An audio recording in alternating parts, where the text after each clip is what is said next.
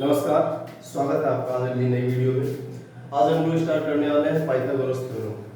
Pythagoras theorem किसी किसी book में ये एक पर्टिकुलर चैप्टर है, कहीं कहीं पर ये एक टॉपिक है, लेकिन ये चाहे टॉपिक के तरीके लिए जाए चाहे एक चैप्टर के तरीके लिए जाए, अपने आप में इसका इंपॉर्टेंट रोल है। मैथमेटिक्स में आप कहीं पर भी आप ऐसे शेप पढ़ रहे हैं जहाँ पर आप राइट एंगल ट्रायंगल टाइप का शेप है, कोई बिल्डिंग होगी या फिर कहीं पर भी टावर लगे होंगे, कुछ भी होगा जहाँ पे ऐसा ट्रायंगल बन रहा होगा जो कि राइट एंगल होगा, तो वहाँ पर पाइथागोरस थ्योरम एक इंपॉर्टेंट रोल प्ले करती है।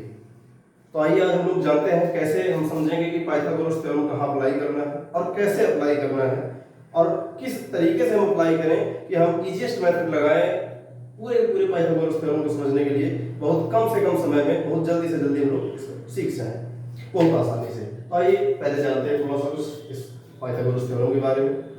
तो पाइथागोरस थ्योरम सबसे पहली बात ये एक राइट एंगल ट्रायंगल पर ही वर्क करती है। मतलब क्या हुआ, अगर आपको कोई एक ट्रायंगल जिसमें एक एंगल 90 डिग्री का है तभी ये आपकी जो थ्योरम है ये वर्क करती है। एक एंगल 90 डिग्री होने का मतलब क्या हुआ कि जो आपके दो रिमेनिंग एंगल है, यानी कि जैसे हमने यहाँ पर बी पर राइट एंगल बनाया है, तो ए और सी क्या है, एक्यूट एंगल हो जाएंगे। और एक्यूट एंगल आपको पता होगा कि ऐसे एंगल्स जो कि 90 डिग्री से लेस होते हैं, 0 से 90 के बीच में होते हैं, उनको लोग क्या बोलते हैं, एक्यूट एंगल। तो जब एंगल सम प्रॉपर्टी लगाएंगे तो वहां से ये दोनों के दोनों एंगल क्या आ जाएंगे, एक्यूट एंगल आ जाएंगे। तो ध्यान रहे ये दोनों एक्यूट एंगल है, एक्यूट एंगल में कुछ भी हो सकते हैं, 30 60 हो सकते हैं, 45 45 हो सकते हैं, 50 40 हो सकते हैं, इनसे कोई मतलब नहीं। बस हमको ये देखना है कि कोई एक एंगल इनमें से 90 डिग्री का होना चाहिए, तभी हम पाइथागोरस थ्योरम अप्लाई करेंगे। तो पाइथागोरस थ्योरम अप्लाई करने के लिए हमने देखा कि एक एंगल हमारा 90 डिग्री है, उसके बाद हमारे दो रिमेनिंग एंगल है, और जब दो रिमेनिंग एंगल हैं इनमें से हम किसी एक एंगल को फोकस करेंगे, किसी एक एंगल को फोकस करेंगे, जिस भी एंगल को हम कंसीडर करेंगे, जिस भी एंगल के अकॉर्डिंग हमको स्टडी करनी है, उस एंगल को हम लोग क्या अज्यूम कर लेंगे, थीटा। क्या अज्यूम कर लेंगे, थीटा अज्यूम कर लेंगे। अब देखिए यहाँ पे हम कैसे जानेंगे इनकी साइड्स को कैसे डिनोट करते हैं, क्या नोटेशन होता है।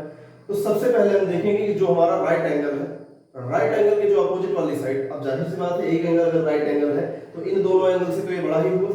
तो जब ये एंगल बड़ा है तो इसके अपोजिट वाली साइड भी सबसे बड़ी होगी, क्योंकि तीन एंगल है, तीनों एंगल में ये सबसे बड़ा एंगल है। तो जो इसके अपोजिट वाली साइड होगी वो तीनों साइड्स में सबसे बड़ी होगी। तो ये हो जाएगी सबसे बड़ी साइड, और इसको हम लोग क्या बोलते हैं, हाइपोटेनियस, जिसको हम लोग किससे रिप्रेजेंट करते हैं, एच से। क्या लिखते हैं, हाइपोटेनियस। हाइपोटेनियस इसको हम लोग एच से रिप्रेजेंट करते हैं।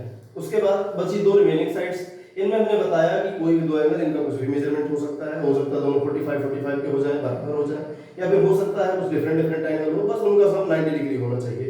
तो हमने कहा हम एंगल सी को कंसीडर कर रहे हैं। तो जब एंगल सी को कंसीडर करते हैं, जिस भी एंगल को हम कंसीडर करेंगे, जिस पे एंगल के अकॉर्डिंग हम स्टडी करेंगे, उसके अपोजिट वाली साइड को हम लोग क्या बोलते हैं, परपेंडिकुलर, और इसका नोटेशन क्या होता है, पी से। इसको हम लोग क्या बोलते हैं, परपेंडिकुलर। ठीक है, परपेंडिकुलर बोलते हैं। इसको हम लोग पी से रिप्रेजेंट करते हैं, इस वाली साइड को हम लोग पी से रिप्रेजेंट करते हैं। उसके बाद जो रिमेनिंग साइड है, या फिर ऐसा बोल सकते हैं कि जहां से हमारा एंगल थीटा ओरिजिनेट हो रहा है, दो तरीके से बोल सकते हैं, या तो बोल सकते हैं जो रिमेनिंग साइड है, या फिर ये बोल सकते हैं कि जहां से हमारा एंगल थीटा ओरिजिनेट हो रहा है उस वाली साइड को हम लोग क्या बोलते हैं, बेस। उसको हम क्या बोलेंगे, बेस। तो ये वाली साइड हमारी क्या हो जाएगी, बेस, जिसको हम लोग बी से रिप्रेजेंट करते हैं। तो देखिए यहाँ पे तीन साइड हो गई, इन तीनों साइड का हमने नाम दे दिया हाइपोटेनियस। हाइपोटेनियस क्या होती है, जो लॉन्गेस्ट साइड होगी किसी भी ट्रायंगल में, और लॉन्गेस्ट साइड कैसे पता चलेगा, जो भी 90 डिग्री का एंगल होगा, जो भी राइट एंगल होगा, उसके जो अपोजिट वाली साइड होगी उसको हम लोग क्या बोलेंगे, हाइपोटेनियस। उसके बाद जो दो रिमेनिंग एंगल है और दो रिमेनिंग साइड्स भी हैं, तो जिस भी एंगल को हम कंसीडर कर रहे हैं, यहाँ पे हमने एंगल सी को कंसीडर किया है, इसको हमने क्या बोला, थीटा। तो इसके अपोजिट वाली साइड क्या हो जाएगी, परपेंडिकुलर, जिसको हम लोग पी से रिप्रेजेंट करेंगे। जो रिमेनिंग साइड है, जो बची हुई साइड है, या फिर इसको बोल सकते हैं जहां से हमारा एंगल थीटा ओरिजिनेट हो रहा, इस साइड को हम लोग क्या बोलेंगे, बेस। तो अब तीन साइड हमारी हो गई। तो जो पाइथागोरस थ्योरम है वो इन्हीं तीनों साइड के बीच में एक रिलेशन बताती है, इन्हीं तीनों साइड के बीच में एक रिलेशन बताती है। उस रिलेशन को हम लोग कैसे रिप्रेजेंट करते हैं कि जो हाइपोटेनियस होगा उसका स्क्वायर परपेंडिकुलर के स्क्वायर प्लस बेस के स्क्वायर के इक्वल होता है। अच्छा, इसको हम लोग अगर ज्योमेट्री में समझना चाहें तो ज्योमेट्री में क्या होता है कि जो हाइपोटेनियस पर अगर हम इसकी एक लेंथ को ले लें और स्क्वायर बना दें, ये एक साइड को कंसीडर करें और इस पर एक स्क्वायर बना दें, और फिर इस पर एक स्क्वायर बना दें और इस पर स्क्वायर बना दें, तो यहाँ का जो स्क्वायर है और यहाँ का स्क्वायर, दोनों के स्क्वायर का जो एरिया है इस वाले स्क्वायर के एरिया का इक्वल हो जाएगा। ये ज्योमेट्री में हम इस तरीके से समझते हैं। तो जब हम ज्योमेट्री में इसको बताएंगे तो ज्योमेट्री में वहां पे हम फिगर बना करके बताएंगे। यहाँ पे क्या हम बस जानते हैं कि जो इसका स्क्वायर होगा AC यानी हमारा हाइपोटेन्यूज जो लॉन्गेस्ट साइड है उसका जो स्क्वायर होगा वो परपेंडिकुलर और बेस इनके दोनों के स्क्वायर का सम होगा यहाँ इस तरीके से। तो इस तरीके से हम कोई भी तीन साइड चुनेंगे, उन तीनों साइड को हम इस तरीके से वेरीफाई कराएंगे। अगर ये वेरीफाई करते हैं तो वेरीफाई करेंगे तो तीन साइड होगी, उन्हीं तीन साइड्स को हम लोग क्या बोलेंगे, पाइथागोरियन ट्रिपलेट्स। क्या बोलेंगे, पाइथागोरियन ट्रिपलेट्स। अच्छा, कुछ ट्रिपलेट जो होती हैं पॉपुलर हैं उनको हम लोग याद भी रख सकते हैं। याद रखने से फायदा क्या होगा, जरूरी नहीं है कि याद ही रखें। याद रखने से क्या फायदा होगा कि जब कभी आपको कहीं कैलकुलेशन में इनकी नीड पड़ी, अगर ये पर्टिकुलर एक क्वेश्चन आया तब तो आप ठीक है कैलकुलेशन करें, लेकिन ऐसा हुआ कहीं पे ये बीच में आया किसी क्वेश्चन में तो वहां पे आपको अगर याद रहेगा तो आप उतनी कैलकुलेशन करने से बच सकते हैं। लेकिन सबसे पहले हम आपको एक एग्जांपल देते हैं कैसे इसको वेरीफाई करेंगे, फिर हम आपको कुछ इंपॉर्टेंट पाइथागोरियन ट्रिपलेट्स के बारे में बताते हैं जिनको अगर आप याद रखेंगे तो कैलकुलेशन में आपको बहुत ज्यादा हेल्प मिलने वाली है। तो आइए देखते हैं। जैसे हम चूज करते हैं, एक हमने बहुत छोटा सा ट्रायंगल बना लिया है आपको दिखाने के लिए। ये हमारा एक ट्रायंगल बन गया, इसको हमने बोला A, इसको हमने बोला B, इसको हमने बोला C। आपको बोल दिया इस वाले एंगल को कंसीडर करना है और इसको दे दिया है थीटा ही दिया है, कोई हमने कहा कोई एंगल नाम नहीं ले रहे हैं, किसी भी कितना भी एंगल हो सकता है।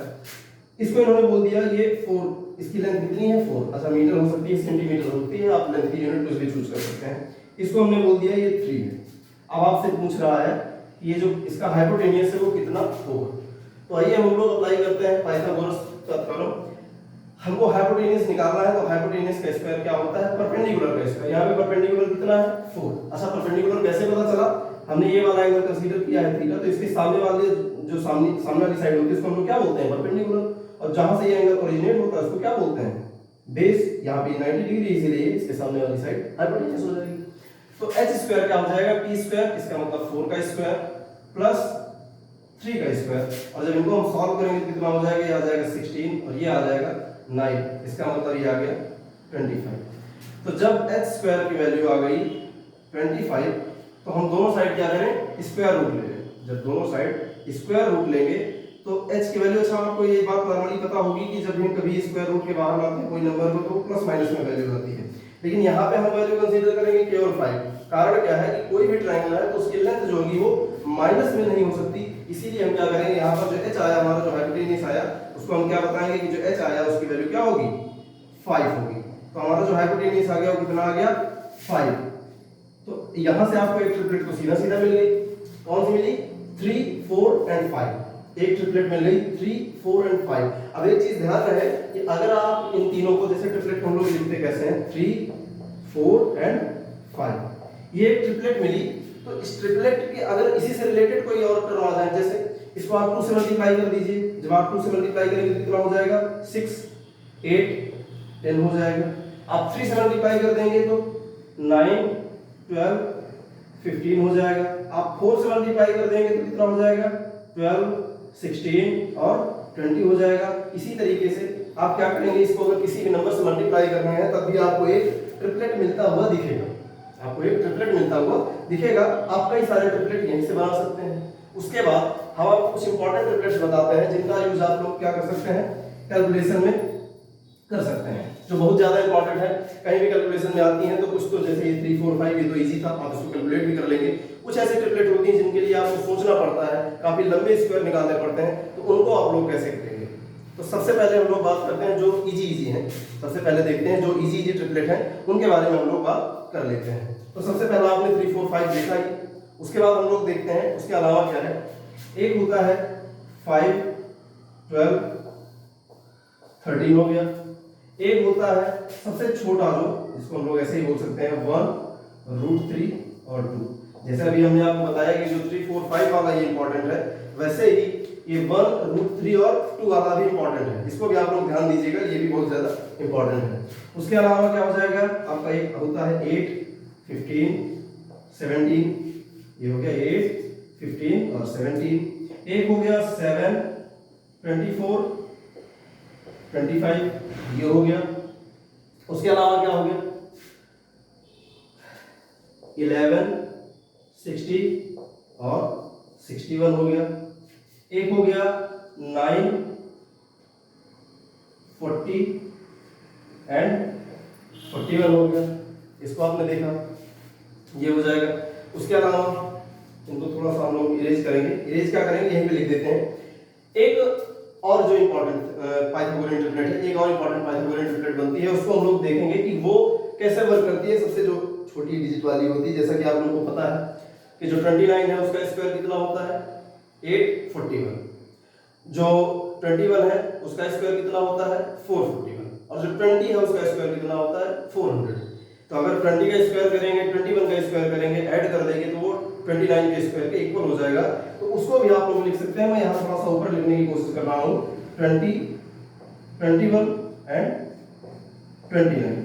तो ये आपकी कुछ इंपॉर्टेंट पाइथागोरियन ट्रिपलेट्स हैं, इनको मैं यहाँ इसको भी ले रहा हूँ रेंज में।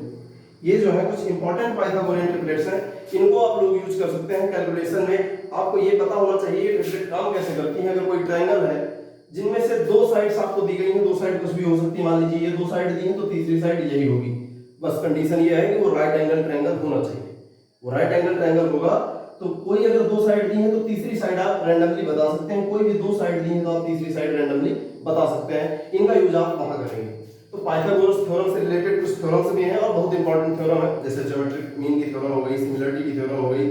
तो इसको हम अगली वीडियो में डिस्कस करेंगे, नहीं तो वीडियो काफी लंबी हो जाएगी। तो इस वीडियो को देखने के बाद आप लोग वो वाली वीडियो को जरूर विजिट करिए, और वीडियो कैसी लगी कमेंट करके जरूर बताएं। वीडियो अगर अच्छी लगी तो लाइक करें, चैनल पर नया है तो चैनल को सब्सक्राइब करें, ज्यादा से ज्यादा शेयर करें। मिलते हैं अगली वीडियो में, तब तक के लिए टाटा बाय बाय, जय हिंद।